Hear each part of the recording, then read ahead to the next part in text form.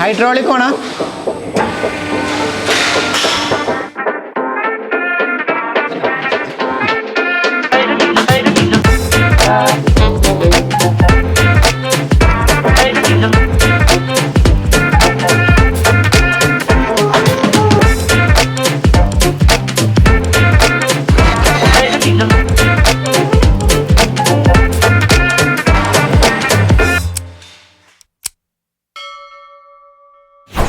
അപ്പോൾ ഇന്ന് നമ്മൾ വന്നേക്കുന്നത് ഒരു മെഷീൻ ഓപ്പറേറ്ററിൻ്റെ അസിസ്റ്റൻറ്റ് ജോബുമായിട്ടാണ്. എന്ത് മെഷീനാണെന്ന് വെച്ചാൽ നമ്മൾ ഇന്ന് മൊത്തം റൂഫിംഗ് ഷീറ്റ് എങ്ങനെ ഉണ്ടാക്കാൻ പോകുന്നു എന്നുള്ളതാണ് പഠിക്കാൻ പോകുന്നത്.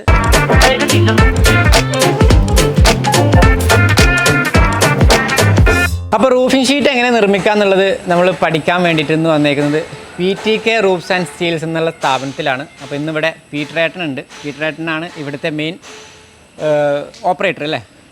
അപ്പോൾ ഇന്ന് പീറ്ററേട്ടൻ്റെ അസിസ്റ്റൻ്റായിട്ട് മറ്റേ വർഗീസേട്ടനും ഉണ്ട്. വർഗീസേട്ടൻ്റെ കൂടെ ഞാനും അസിസ്റ്റൻ്റായിട്ട് ഇന്നൊരു ദിവസം നമുക്ക് ഈ പ്രോസസ്സിങ് എങ്ങനെയാണ് ഒരു റൂഫിംഗ് ഷീറ്റ് ഉണ്ടാക്കുക എന്നുള്ള കാര്യങ്ങളൊക്കെ കണ്ട് മനസ്സിലാക്കി അല്ലേ പറഞ്ഞതില്ലേ. നമുക്കിന്ന് എന്താണേലും ഇന്ന് പീറ്ററേട്ടന് ആദ്യം എത്ര വർഷമായി ഇവിടെ? ഞാനിവിടെ 3 വർഷം. എഞ്ചിനീയറാണ്. എത്ര വർഷമായിട്ട് ഫീൽഡിലുണ്ട്? ഞാൻ ഇതിൻ്റെ ഈ ഫീൽഡ് ഇതിപ്പോൾ ആണെങ്കിൽ ഞാൻ എഞ്ചിൻ ഡിപ്പാർട്ട്മെൻറ്റിൽ വർക്ക് ചെയ്യുന്ന ഇലക്ട്രീഷ്യനാണ് ബേസിക്കലി. ഇവിടെ നാട് എവിടെയാണ് ശരിക്കും? എൻ്റെ നാട് മങ്ങാട്. ഇത് നമ്മുടെ നിമിലേട്ടൻ പുള്ളിയാണ് ഇവിടുത്തെ ഓൾ ഇൻ ഓൾ. നമുക്ക് ഇങ്ങനെ ഒരു കാര്യം പറഞ്ഞു വന്നപ്പോൾ ആദ്യം നമ്മൾ കണ്ടത് നിമിലേട്ടനെയാണ്. എന്താണേലും വർഗീസേട്ടൻ. അപ്പോൾ ഇത്രയും പേരുണ്ടെന്ന് ഇവിടെ. ഈ സ്ഥാപനം ശരിക്കും എവിടെയായിട്ട് വരുന്നത്? നമ്മുടെ ഒരു മെയിൻ ലൊക്കേഷൻ 3 ജില്ലയുടെ ഒരു ഒറ്റപ്പാതയാണ്. പാലക്കാട്, മലപ്പുറം, തൃശ്ശൂർ. ഇപ്പോൾ നിൽക്കുന്നത് പാലക്കാട് ജില്ലയിലാണ്. ഓക്കെ. കുറച്ച് പോയാൽ മലപ്പുറം. ഇപ്പോൾ ലാൻഡ് മാർക്ക് പറയുകയാണെന്നുണ്ടെങ്കിൽ നമ്മൾ പെരുമ്പിലാവിൻ്റെയും ചാലിശ്ശേരിയുടെ ഒക്കെ അടുത്താണ്. ഓക്കെ. എന്താണെങ്കിലും കമ്പനി ഡീറ്റെയിൽസും കാര്യങ്ങളൊക്കെ താഴെ ഡിസ്ക്രിപ്ഷനിൽ ഉണ്ടാവും. പ്രൊഡക്ഷനും കാര്യങ്ങളൊക്കെ കണ്ടിട്ട് നിങ്ങൾക്ക് ഇതുപോലെ എന്തെങ്കിലുമൊക്കെ മെറ്റീരിയൽസ് എന്തെങ്കിലുമൊക്കെ പ്രൊഡക്ഷൻ ആവശ്യമുണ്ടെന്നുണ്ടെങ്കിൽ കോൺടാക്ട് ചെയ്യാവുന്നതാണ്. നമുക്ക് എന്തായാലും വർക്കിലോട്ട് ഇറങ്ങാം. ഇതാണോ? ഇതാണ് നമ്മൾ ഫസ്റ്റ് എടുക്കാൻ പോകുന്ന മെറ്റീരിയൽ അല്ലേ? ഓക്കെ.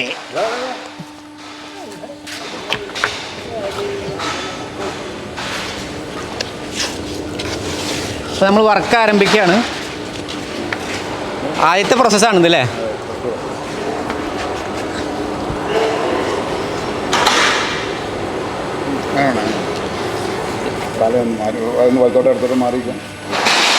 ആ ക്രെയിന് ബാക്കിൽ വരെയുണ്ട്. ഇത് ചുമ്മാ അങ്ങനെ വളർത്തിയാൽ മതി. ഓക്കെ. ഇനി ഇതിനെ ബാലൻസ് ചെയ്യാൻ എന്തെങ്കിലും ഉണ്ടോ? പൊക്കുമ്പോൾ ഓൾറെഡി ഇതായിക്കോളൂ. മടങ്ങി ഇതിങ്ങനെ ഇങ്ങനെ കയ കുഴപ്പമുണ്ടോ? വാവ്.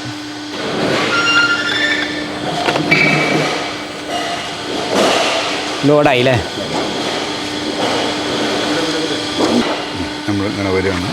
അപ്പോൾ ഈ അസിസ്റ്റൻസിനെ ഈ മെഷീനൊക്കെ ഓപ്പറേറ്റ് ചെയ്യാൻ പഠിച്ച് കംപ്ലീറ്റ് ആകുമ്പോഴത്തേക്ക് എത്ര വർഷം എടുക്കും?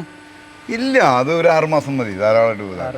സ്വല്പം ഇൻട്രസ്റ്റ് കൂടി ധാരാളമായിട്ട് 6 മാസം കൊണ്ട് എന്ത് വേണം ചെയ്യാം. എന്ത് വേണം എനി ടൈം എന്ത് വേണം ചെയ്യാം. ഇപ്പൊ തന്നെ ഞാൻ പറഞ്ഞു അത്രക്ക് ഫാസ്റ്റ് വേണ്ട. ഫാസ്റ്റിന്റെ അല്ല, ജസ്റ്റ് ഒന്ന് ടെസ്റ്റ് ചെയ്യാലോ. ഇതാണ് ഇത് അപ്പം പൊക്കി വെക്കും.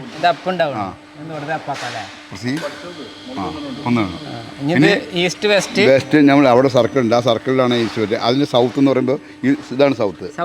നമുക്ക് ഇങ്ങോട്ടാണ് വരുന്നത്. വീട് ഭയങ്കര കൂടുതലാണ്. അപ്പോൾ ഒന്ന് പതുക്കെ വിട്ടുപിടിക്കുക. കാരണം 2 സ്റ്റെപ്പ് ഉണ്ട് അതിന്. 2 സ്റ്റെപ്പ് ഉണ്ട്. ആ നോർമൽ സ്പീഡാണത്. ഞാൻ ഓപ്പറേറ്റ് ചെയ്യാൻ വരെ പഠിച്ചു കേട്ടോ. ഫസ്റ്റ് ഡേ തന്നെ അസിസ്റ്റന്റിന് ഇതുപോലെ ഫുൾ ജോബ് കൊടുക്കുന്ന വിശാല മനസ്കനായ വല്ല ഓപ്പറേറ്റർമാരോട് ഉണ്ടോ? അല്ല, കോൺഫിഡൻസ് ചെയ്യാൻ കോൺഫിഡൻസ് കൊടുക്കാവുന്ന കോൺഫിഡൻസ് അങ്ങനെയല്ല. ഇത് എന്റെ കൈ തരുമ്പോഴും നിർത്തിയോ? വിടല്ലേ? ഇനി ഇവിടുന്ന് ഈസ്റ്റ്. ഇനി ഈസ്റ്റ് അങ്ങോട്ട് പോകും. സ്ലോ ആയിട്ട്, വളരെ സ്ലോയില്.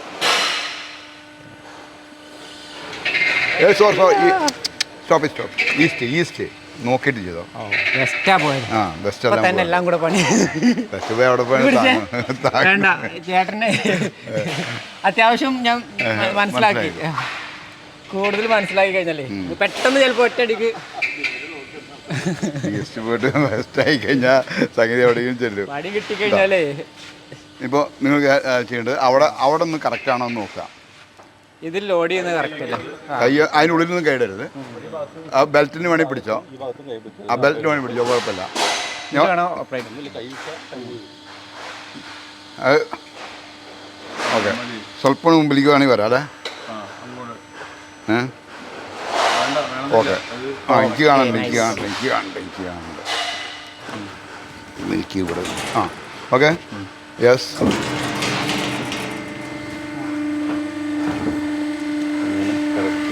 രണ്ട് മെഷീനും കൂടി ഹൈഡ്രോളിക്കിൽ ലോക്കായി അല്ലേ? ലോക്കായി.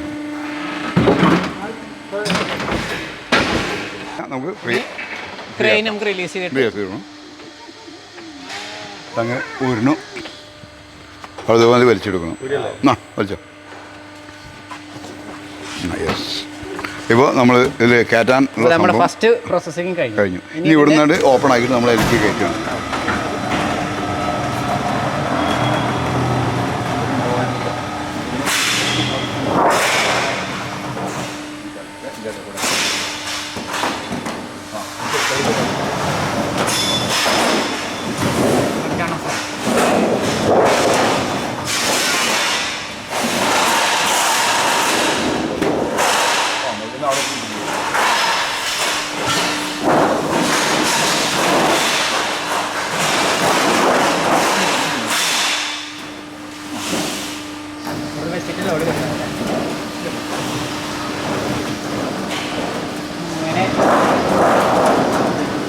നമ്മുടെ ഫസ്റ്റ് ഷീറ്റ്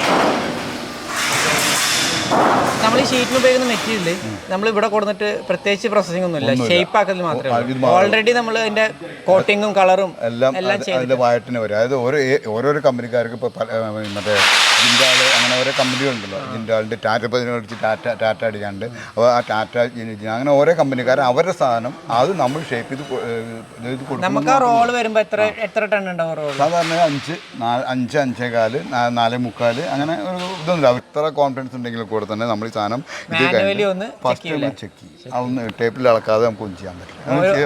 അപ്പോൾ 50 പീസ് ഉണ്ടെങ്കിൽ ഫസ്റ്റത്തെ ഒരെണ്ണം നമ്മൾ മാനുവലി വെരിഫൈ ചെയ്തിട്ടാണ് ബാക്കി ജോബ് കണ്ടിന്യൂ ചെയ്യും അല്ലേ? പിന്നെ അവിടെ അപ്പോൾ അതിന് സിസ്റ്റം പറഞ്ഞു കഴിഞ്ഞാൽ ഫുൾ ഓട്ടോമാറ്റിക്കലി പ്രവർത്തിക്കുന്ന മെഷീനാണ്. എന്നാലും നമ്മൾ മാനുവലി ഒരു ചെറിയ കണക്കും കാര്യങ്ങളൊക്കെ വെച്ച് കഴിഞ്ഞാൽ നേരത്തെ പറഞ്ഞ പോലെ അല്ല ഈ ഓട്ടോമാറ്റിക്കലി ചെയ്യാനായിട്ട് ഇത് കൊടുക്കുന്ന മനുഷ്യനാണല്ലോ. ആ മനുഷ്യൻ തെറ്റുകൾ പറ്റും, തീർച്ചയായും പറ്റും. നമ്മൾ കൊടുക്കുന്ന ആ ഒരു കമാൻഡ് തെറ്റിപ്പോയ പോയില്ലേ? പക്ഷെ പെട്ടെന്ന് പറയുമ്പോ റോള് വരുന്നു, ലോഡ് ചെയ്യുന്നു, 28 ബെൻഡിലൂടെ കയറ്റി ഇറക്കി വരുമ്പോഴത്തേക്ക് മെഷീൻ തന്നെ ആ ഒരു ഷേപ്പ് ആക്കി എടുത്തിട്ട് അളവില് കട്ട് ചെയ്ത് വരും. അപ്പോൾ ബാക്ക് കുറച്ച് നന്നായിട്ട് വർക്ക് ചെയ്യാൻ വേണം. നമുക്ക് ഓർഡർ എത്രേൻ്റെ ഒക്കെ വന്നുള്ളത്? 21 അടി 3 ഇഞ്ചിൽ 64 നമ്പർ വേണം. 64 പീസോ? ഓക്കെ. 21, 2, 3 കറക്റ്റ് അല്ലേ? ഒരെണ്ണം ഞാൻ ആദ്യം ഇവിടെ പിടിച്ചിട്ട് ഒന്ന് നിർത്തിയതിന് ശേഷം 61 പീസും കൂടെ കണ്ടിന്യൂസ് ആയിട്ട് ഇങ്ങനെ വന്നുകൊണ്ടിരിക്കും അല്ലേ?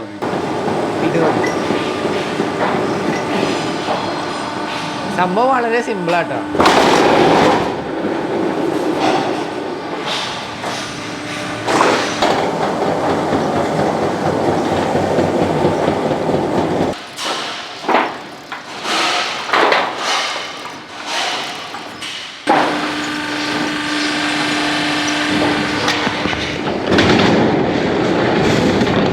അതിനകത്തുള്ളൊരു മെയിൻ കാര്യം നേരത്തെ പറഞ്ഞത് 28 വീലിലൂടെ കയറി വരുന്ന ഈ ഒരു ഷീറ്റ് ഓൾറെഡി അവിടെ ഉണ്ട്. അപ്പോൾ നമുക്ക് 10 എണ്ണം വേണ്ടതെന്നുണ്ടെങ്കിൽ 10 എണ്ണം ഇതുപോലെ ഓർഡർ കൊടുത്തേക്കരുത്. എന്നുവെച്ചാൽ കമ്പ്യൂട്ടറിൽ അടിച്ചു വിട്ടേക്കരുത്. ഈ വീലിൽ കിടക്കുന്ന ആ ഒരു ഷീറ്റും കൂടി കണക്കിലെടുത്തിട്ട് വേണം നമ്മൾ നമ്മുടെ ക്വാണ്ടിറ്റി സെറ്റ് ചെയ്യാൻ. കാരണം അത് വേസ്റ്റായി പോകാത്ത രീതിയിൽ കറക്റ്റ് അവിടുന്ന് കട്ട് ചെയ്തിട്ടാണ് ഈ ലാസ്റ്റത്തെ 2-3 പീസും കൂടെ ഇങ്ങനെ ഇതുപോലെ മുറിച്ചെടുക്കുന്നത്.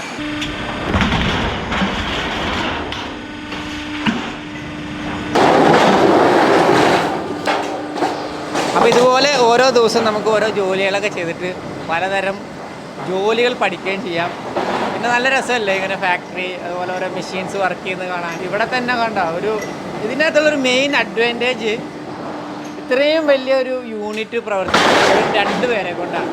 സാധാരണ ഒരു ഫാക്ടറി എന്ന് കേൾക്കുമ്പോൾ നമ്മുടെ മനസ്സിലോട്ട് ആദ്യം വരുന്നത് കുറേ ലേബേഴ്സും ഭയങ്കര ബഹളവും, അല്ലെങ്കിൽ അത്യാവശ്യം ബഹളം ഉണ്ട്, ഇല്ല എന്നല്ല പറഞ്ഞത്, എന്നാലും കുറേ ലേബേഴ്സിൻ്റെ ഒരു വലിയൊരു കൂട്ടം തന്നെ നമ്മൾ എക്സ്പെക്റ്റ് ചെയ്യാറുണ്ട്. അപ്പോൾ അങ്ങനെ ഒരു എക്സ്പെക്റ്റേഷനിലാണ് ഞാൻ ആദ്യം വന്നത്. പക്ഷേ ഇവിടെ വന്ന് നോക്കുമ്പോൾ ഈ ഒരു ഫുൾ യൂണിറ്റ് ഓപ്പറേറ്റ് ചെയ്യുന്നത് വെറും 2 പേരെ കൊണ്ടാണ്. ഒരു സീനിയർ ഓപ്പറേറ്ററും ഒരു അസിസ്റ്റന്റ് ഓപ്പറേറ്ററും മാത്രമാണ് ഇത്രയും വലിയൊരു യൂണിറ്റ് ഹാൻഡിൽ ചെയ്യുന്നത്. അത് ഇവിടുത്തെ ഇവർ ഗ്രാബ് ചെയ്ത ഒരു ടെക്നോളജിയുടെ ഒരു പവർ തന്നെയാണ്. ഇപ്പോൾ 64 ഷീറ്റാണ് ഇപ്പോഴത്തെ ഓർഡർ ഉള്ളത്.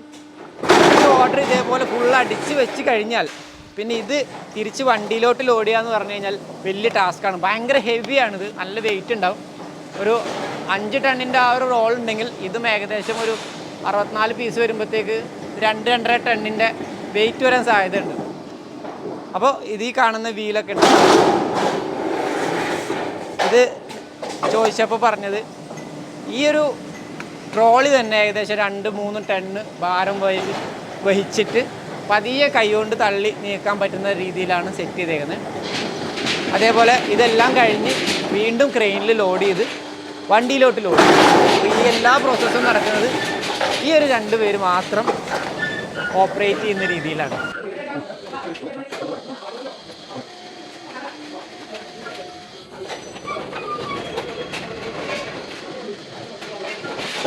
ഞാനും കൂടി വന്നപ്പോഴത്തേക്ക് പീറ്ററേട്ടന് മൊത്തം ഫ്രീ ആയി അല്ലേ? 2 പേരുടെ ആവശ്യം ആ ഒരു കാര്യങ്ങള് ടെക്നോളജി ഒക്കെ കറക്റ്റ് ആയിട്ട് ഗ്രാബ് ചെയ്തപ്പോഴത്തേക്ക് മാൻ പവർ ശരിക്കും നല്ല രീതിയിൽ കുറഞ്ഞില്ല. എന്തായാലും കുഴപ്പമില്ല. അന്ന് പീറ്ററേട്ടനെ എൻ്റെ വക കുറച്ച് റെസ്റ്റ് ഇരിക്കട്ടെ. നമ്മുടെ ഈ ബിസിനസിന്റെ ഉപഭോക്താക്കൾ ആരൊക്കെയാണ്? ഇത് നല്ല രീതിയിൽ യൂട്ടിലൈസ് ചെയ്യുന്ന ആരൊക്കെയാണ്? ഫസ്റ്റ് കോൺട്രാക്ടേഴ്സ്, നെക്സ്റ്റ് മറ്റേ ഷോപ്പുകാർ, വേറെ ഷോപ്പുകളിലേക്ക് നമ്മൾ സപ്ലൈ ചെയ്യേണ്ട അവർ, പിന്നെ ഞങ്ങൾക്ക് തന്നെ 2 കടയുണ്ട്. അപ്പോൾ അതിൽ മാർക്കറ്റിൽ കിട്ടുന്ന മാർക്കറ്റുകളിൽ സ്റ്റാൻഡേർഡ് സൈസാണ് കിട്ടുക. ഇപ്പോൾ 12, 14, 16, 18 ആ ഒരു ഇടവിട്ടുള്ള ഇതിലാണ് കിട്ടിക്കൊണ്ടിരിക്കുക. നിങ്ങൾ പറഞ്ഞ അളവിൽ നമ്മൾ കൊടുക്കുകയാണ്. അത് ഒരു 3-8 അടി ഇത് തന്നെ. ഇത് തന്നെ 21 അടി 3 ഇഞ്ചാണ്. അപ്പോൾ 21 അടി 3 ഇഞ്ച് ആൾക്കാർ കറക്റ്റായിട്ട് നമുക്ക് 64 പീസ് സ്റ്റാൻഡേർഡ് സൈസിൽ കിട്ടുകയാണെന്നുണ്ടെങ്കിൽ ചിലപ്പോൾ 22 ആയിരിക്കും അല്ലെങ്കിൽ 20 ആയിരിക്കും. അപ്പോൾ നമ്മൾ 20 ആയിരിക്കും. അപ്പോൾ നമുക്ക് ആ 22-നെ 21.3 ഈ 64 പീസ് മുറിച്ചുണ്ടാക്കണം. ആ ടൈമിൽ അപ്പോൾ ആ ഒരു ലേബർ കോസ്റ്റ്, ആ ഒരു ബുദ്ധിമുട്ട്, അതൊക്കെ ഭയങ്കര ഇത് തന്നെയാണ്. ലേബർ കോസ്റ്റ് എന്ന് പറയുന്നത് പീസ് അതിൻ്റെ വെറും ചിലവ്, വേസ്റ്റേജ് അതിനെ കൂടുതലല്ലേ. കട്ട് ചെയ്ത് മാറ്റുമ്പോൾ ഉണ്ടാവുന്ന അത് ആർക്കും ഉപയോഗിക്കാൻ പറ്റില്ല. ആ ഒരു ലേബർ കോസ്റ്റും ആ ഒരു അത് വേസ്റ്റേജ് പോലെ എല്ലാം കുറക്കാന്നുള്ളതാണ് ഇതിന്റെ മെയിൻ ഹൈലൈറ്റ്. നമുക്ക് എത്ര സൈസിനാണോ സാധനം വേണ്ടത് ആ സൈസ് ഉണ്ടാക്കിയാൽ നിങ്ങൾ 64 പീസ് 21.3 കിട്ടാന്ന് പറഞ്ഞു കഴിഞ്ഞാൽ അത് ഭയങ്കര വേറെ കിട്ടില്ല. കാരണം കടയിൽ നിന്ന് പോയി മേടിക്കാൻ പറ്റില്ല. ശരിക്കും അത് ആ വർക്ക് ചെയ്യുന്നവർക്ക് കറക്റ്റ് ആയിട്ട് അവർക്ക് ബെനിഫിറ്റ് ആണ്. കാരണം അവർ ടൈം വേസ്റ്റ് ആവില്ല.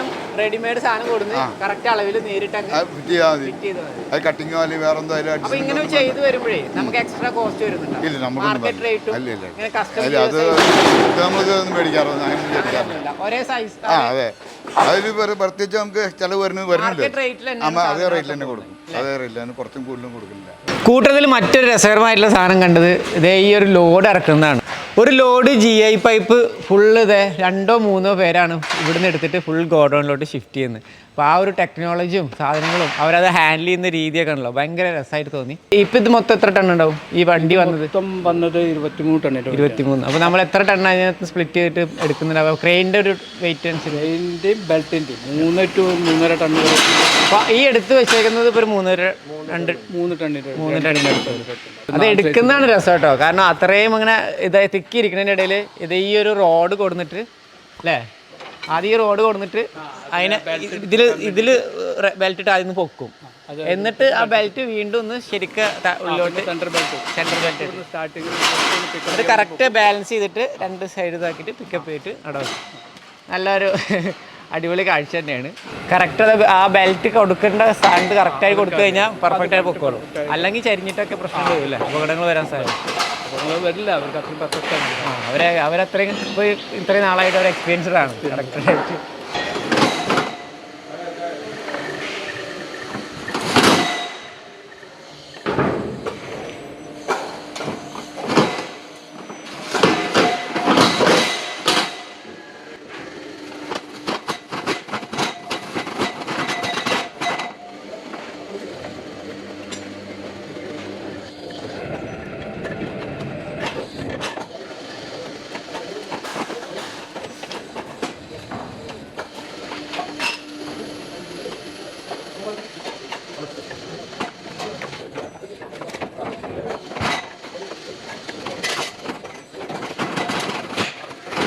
അപ്പോൾ ഇന്നിങ്ങനെ ഒരു അവസരം തന്ന VTK റൂഫ്സ് ആൻഡ് സ്റ്റീൽസ് എന്ന സ്ഥാപനത്തിന് പ്രത്യേക നന്ദി പറയാണ്. അതുപോലെ ഇവിടെയുള്ള എല്ലാ ചേട്ടന്മാർക്കും.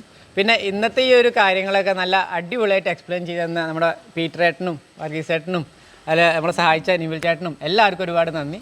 പിന്നെ ഇതുപോലെ ആർക്കെങ്കിലും നിങ്ങളുടേതായിട്ടുള്ള അളവിൽ ഇപ്പോൾ എന്താ പറയുക മാർക്കറ്റിൽ കിട്ടുന്ന ആ ഒരു സ്റ്റാൻഡേർഡ് സൈസ് അല്ലാത്ത നിങ്ങളുടേതായിട്ടുള്ള അളവിൽ നിങ്ങൾക്ക് പിന്നെ 10, 15, 20 എത്ര ക്വാണ്ടിറ്റി വേണമെന്നുണ്ടെങ്കിലും ആ ഒരു സൈസിൽ നിങ്ങൾക്ക് കട്ട് ചെയ്ത് കൊണ്ടുപോകണമെന്നുണ്ടെങ്കിൽ ഇതേ ഇവിടെ വരാം. നിമിൽ ചേട്ടൻ്റെയും അതുപോലെ കമ്പനിയുടെയും അഡ്രസ്സും ഫോൺ നമ്പറും ഡീറ്റെയിൽസ് എല്ലാം ഞാൻ ഡിസ്ക്രിപ്ഷനിൽ കൊടുത്തിട്ടുണ്ട്. അപ്പോൾ ഇവരെ കോൺടാക്ട് ചെയ്താൽ മതി. കുറേ പണി നിങ്ങൾക്ക് ലാഭിക്കാം, കട്ടിങ്ങിൻ്റെയും വേസ്റ്റിങ്ങിൻ്റെയും എല്ലാ കാര്യങ്ങളും. അപ്പോൾ ഇതുപോലെയുള്ള പുത്തൻ അറിവുകളും കാഴ്ചകളൊക്കെ ആയിട്ട് വീണ്ടും വരും വരെ ബൈ ബൈ.